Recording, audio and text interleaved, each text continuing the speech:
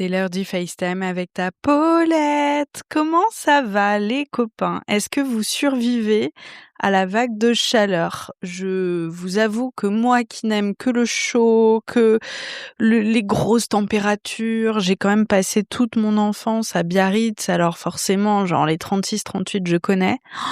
Mais là, j'en peux plus, je suis à deux doigts de sortir un bâton de pluie que j'aurais acheté chez Nature et Découverte pour qu'il pleuve enfin à Paris. Pour vous dire, j'expérimente tous les jours les symptômes de quelqu'un qui a des palpitations d'anxiété, mais juste c'est mon corps, quoi, alors que ma tête va très bien.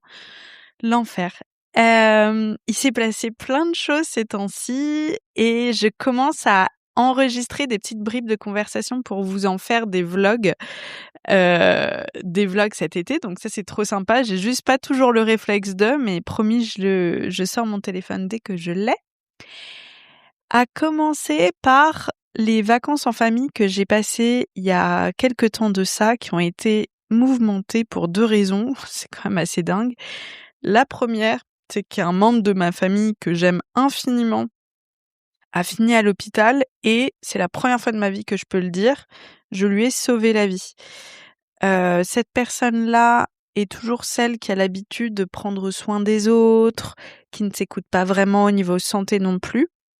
Et un jour ma mère m'appelle et me dit un tel a eu tel et tel symptôme et refuse d'aller à l'hôpital. Et j'aime tellement ce membre de ma famille que je lui dis attends, bouge pas, je l'appelle. Je l'ai engueulé comme du poisson pourri en disant mais tu te prends pour qui en fait? T'es au-dessus des médecins? Non. Alors maintenant tu vas aller à l'hôpital tout de suite. Je peux te dire que tu vas pas clamser cet été, tu vas pas nous faire une unième plus sain de la canicule. Je compte bien passer Noël prochain avec toi, donc t'as intérêt tout de suite à bouger ton cul. Je vais parler comme ça les gars. Ce membre de ma famille n'écoutait personne et ça a été un sort d'électrochoc. Elle est allée à l'hôpital et moi je m'en suis pas rendu compte sur le coup que j'étais la personne qui lui avait donné ce déclic-là. Et il se trouve qu'à l'hôpital, ils ont décelé qu'il y avait eu quelque chose de très grave. Cette personne-là est restée plusieurs jours à l'hôpital et m'a envoyé le message le plus magnifique que j'ai reçu de ma vie en me remerciant de l'avoir secoué et d'avoir eu des mots durs en fait qui l'avaient un petit peu rallumé. M'a dit qu'elle m'aimait, enfin c'est vraiment juste absolument magnifique pour quelqu'un de très pudique de sa génération. Et bah vous savez quoi, non seulement j'ai trouvé que c'était un moment absolument magnifique et que je garderai toujours très très précieusement dans mon cœur, mais aussi, figurez-vous que ce trait de caractère de ma personnalité, un peu dur par moments, c'est quelque chose que l'on peut aussi me reprocher et je me dis, bah, vraiment, dans tous les traits de caractère, il y a de l'ombre et de la lumière parce que d'un côté, je peux être quelqu'un par moments d'assez sec, même si ça peut vous étonner, mais en couple, on me dit, je cherche le mot, mais avec la chaleur, j'ai que 2 neurones, que je suis, comment dire? Que je donne des ordres un peu. Vous voyez ce que je veux dire? Je me rappelle plus du mot. Je vous jure que la chaleur, ça me fait perdre mon vocabulaire. Que je suis un peu papette sec, mais enfin voilà, vous avez compris. Et je me dis bon bah écoute, tu sais quoi? C'est un trait de ma personnalité qui est relou, que j'essaye de travailler parce que j'ai pas envie du tout de dire que je suis comme ça. J'ai envie de m'améliorer. Mais d'un autre côté, bah c'est peut-être ça qui a sauvé la vie d'une personne de ma famille que j'aime infiniment, et donc ça me donne envie d'aimer un peu plus toutes les facettes de ma personnalité, même mes imperfections, quoi. Et durant cette même semaine, on était à la campagne dans une maison de cousins de cousins. Un moment, Tara, elle était mais tellement mignonne. Oh, c'était ma joie, il y avait un grand jardin et on la voyait piquer des sprints jusqu'au fond du jardin et revenir. J'ai des vidéos, mais c'est trop beau à voir parce qu'elle a pas l'occasion de courir aussi libre comme ça dans la nature, à part quand on va en forêt, et elle le fait pas forcément parce que, ben, elle veut rester près de nous, elle est un peu aux aguets, alors que là, elle sentait bien qu'elle était dans un endroit safe où elle pouvait complètement se lâcher et c'était magnifique de la voir vraiment courir en liberté comme ça. Et donc bref, sinon elle nous suivait tout le temps et c'était trop mignon parce que j'ai fait plusieurs séances de communication animale. Elle venait se coucher à mes pieds et tout, trop shoot. À un moment, ma mère va se changer dans sa chambre. Elle va dans la salle de bain 5 minutes, elle revient. Tara, toute fière d'elle, en mode « T'as vu, maman, ce que je viens de faire? Regarde comme c'est rigolo !» Et par terre, un sac de mort au rat éventré. Mon Dieu, la terreur. Évidemment, il était 18h30, la veille je crois que c'était samedi soir. Enfin, vous voyez l'enfer, quoi. Ma mère a eu un super réflexe. Elle a appelé très calmement le veto le plus proche. Dieu merci, on était en pleine cambrousse et il y en avait un à 12 minutes de là.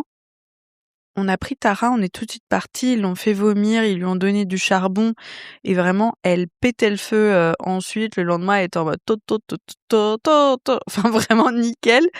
Mais est-ce que vous imaginez la terreur? Et vraiment, mais Dieu merci, elle l'a vu tout de suite.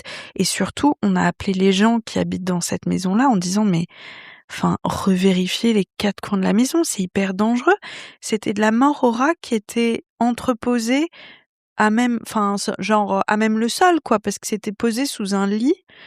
Il y a des petits enfants, bébés qui viennent régulièrement dans cette maison-là. C'est méga dangereux.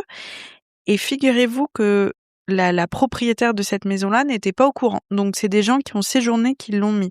Franchement, c'est abusé de faire ça, de pas prévenir les gens qui ont la maison. Enfin, vraiment hallucinant. Et puis ça aurait pu vraiment être dramatique. Alors non seulement pour Tara, ce qui aurait été vraiment mais abominable pour moi qui ai déjà perdu un chien du jour au lendemain à cause d'un virus au cœur. Oui, parce que depuis, j'ai découvert que ça avait été un virus au cœur qui lui avait enlevé toutes ses globules blanches. Bref, pour ma petite Romy, si vous m'aviez connue à cette époque-là. Donc moi, ça aurait été vraiment mais le chagrin ultime. Mais est-ce que vous imaginez si ça avait été un enfant? Enfin, genre, c'est un truc à briser des familles entières, quoi. Donc c'était intense et c'était le début de Mercury rétrograde. Est-ce que c'est related or not? I don't know.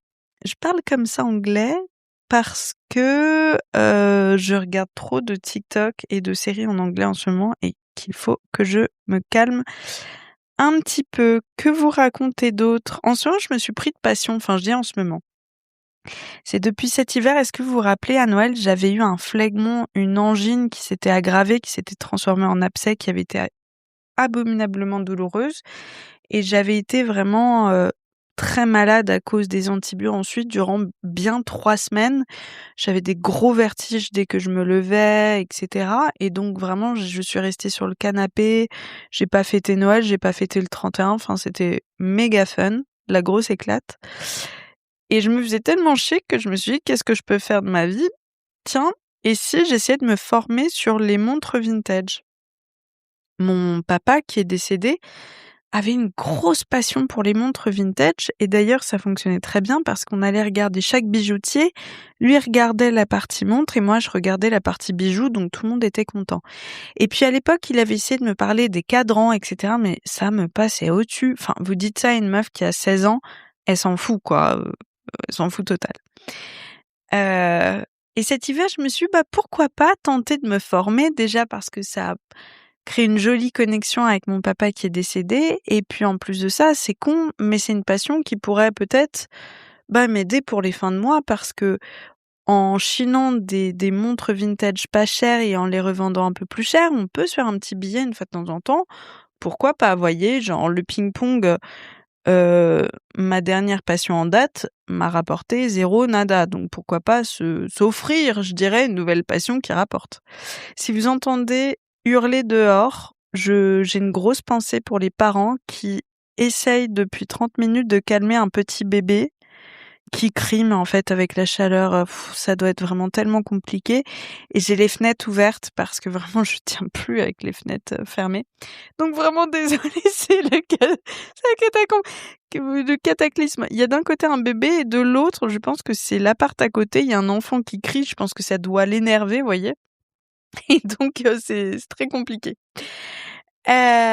Donc pour ça, pour tout vous dire, je me suis mise une semaine, puis j'ai lu plein d'articles, et puis j'ai commencé à faire des quiz, et puis ça m'amusait, et puis je suis devenue obsédée. En fait, c'est devenu obsessionnel. Et donc là, ça fait quand même 8 mois que je suis à fond sur le sujet des montres.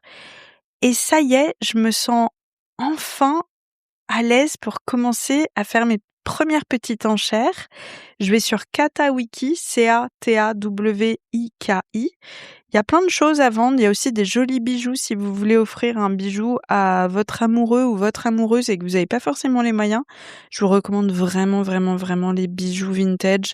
C'est ultra intéressant. Par exemple, le diamant perd jusqu'à 80% de sa valeur lorsqu'on l'achète en seconde main, voire en vintage. Et en plus, on fait une bonne action parce que, voilà, ça ne nécessite pas de pousser des gens à aller chercher de nouveaux diamants dans des mines. Donc, c'est vraiment win-win-win, je dirais. Mais ouais, je vous invite vraiment à faire les ventes aux enchères d'ailleurs de votre ville. Et puis à aller sur le net, sur Katawiki, c'est canon. Et donc, j'ai acheté ma première petite montre. Elle est trop jolie. Je pense que je vais la porter un temps et puis après, je la revendrai. C'est une petite montre Hermès. Je vous la mettrai en story Insta. Elle est trop jolie et c'est ma première montre. Je suis trop contente.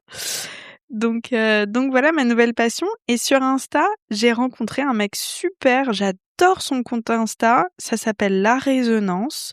Je vous recommande vraiment parce que j'apprends plein de trucs sur son compte et il vend des montres et je suis méga fan de sa sélection. Et à force de se follower, on s'est dit, tiens, est-ce qu'on se ferait pas une petite matinée à Saint-Ouen pour aller regarder les montres? Et donc, j'ai fait ça avec lui dimanche dernier et sa nana qui revend aussi des montres et qui est trop cool, meuf trop stylée. Et on a fait 2 vidéos pour chiner notre top 3. Alors évidemment, on est reparti les mains vides, hein. Par exemple, moi, j'ai crushé sur une Rolex et sur une Longines, lui sur 2 Piaget. Autant vous dire que voilà, le shopping, c'était vraiment avec les yeux et pas avec le porte-monnaie. Mais on en a fait un réel et puis une autre vidéo. Donc, si ça vous amuse d'aller regarder ça, c'est sur mon compte Insta, Paulette_Grisoni. Voilà.